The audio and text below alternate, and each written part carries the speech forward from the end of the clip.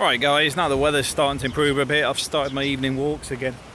One of the things I want to bring up today is what sort of crime to expect, because it's one of those things people don't like talking about and often will always sell you the upside. One of the first things is pickpockets. There are pickpockets, but I only really noticed them on market days, and it was a while back when I first came out to Spain on my first trip out here. I was pickpocketed in Torrevieja. It was actually a child in a pushchair. The mother was getting the wheels of the pushchair, hitting on my left leg to get me to turn round to see what it was, while the kid was robbing my right pocket.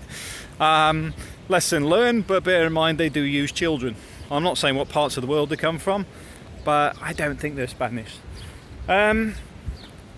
But the point being is, market days are the ones to watch. The other ones I've noticed is there's been a few people post different times, about in the supermarkets. And it's been mainly Aldi, I think, Aldi and Lidl, because I don't think they have security. Where obviously Carrefour's got security and the other big supermarkets have security. But it's normally when somebody puts their purse or whatever in their in their basket or whatever, and then wandering around, not busy looking at stuff, and a little hand comes out and robs from behind you. That's one of the ones you want to watch for. What I generally do is I don't carry any cash. I was going to say that being married to a Filipino is quite normal. Because it's quite normal. The wives from the Philippines will actually control the actual cash flow, in the sense of they always keep the cash because they normally pay for everything. So that's quite normal in our household. And I know several other people that complain about the same thing. It must be one of those things. But when you get married, it's one of those things as well, because one of the things that you hand over during the ceremony for the wedding is a basket of coins, and that's where the man gives the responsibility of looking after the money at the house to the wife. So it's obviously in there somewhere.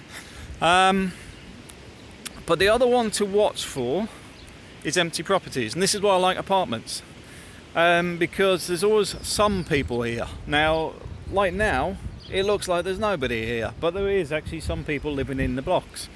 They're much harder to get into. This is why they keep the doors locked at the bottom, because one of the things you can get here is people moving into your apartment when you're away, or coming in and robbing it.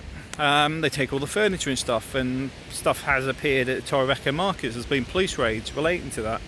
But I would say they predominantly would be looking at a flat to move into, and for the houses they would be looking to rob, because obviously with the house they can get access to it. But they do certain things, like they'll put a cable tie across the gate, and then come back a few days later to see if anybody's broke the cable tie. It lets them know if it's open or not. They also put bits of plastic in the doors and things. Those are the sort of crimes you've got to watch for. Now, getting mugged in the street, not really had any of that problem. Drug issues, not really seen any. Beyond people actually bringing them in by boat, I'm talking kilos of the stuff.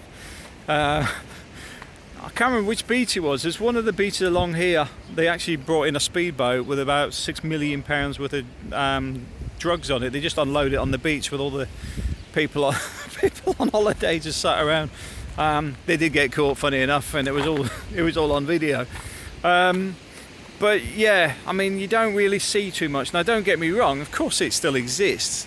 It's just the fact that when I compare it to what you would get in the UK, I'm not going to tell you which council it was I was working for, but actually sent memos round telling us not to go across the grass and not to go into play parks because of the hypodermic needles.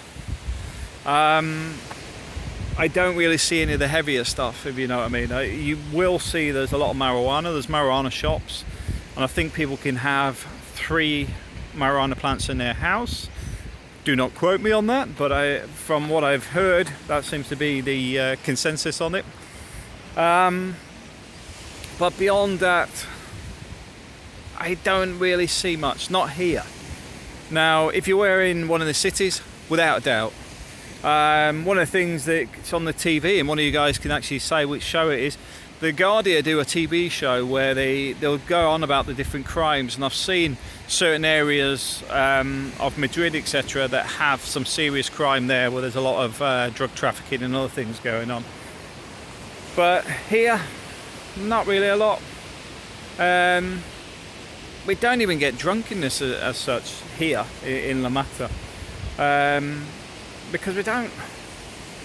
Most of the people are, I wouldn't say the wrong age group, because obviously I know other areas where there's retirees here that live in the pubs, but we don't seem to get that too much here. I think it's because there isn't really, in this section where we live in La Mata, there's not really somewhere where people like hang out all day.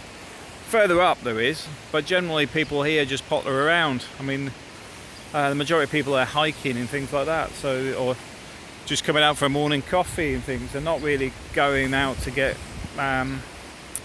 intoxicated. So we don't really have any drunkenness either. We do have a good police presence as well, although there's nobody wandering around today. We do get the Guardia and the Policia Local come round several times a day.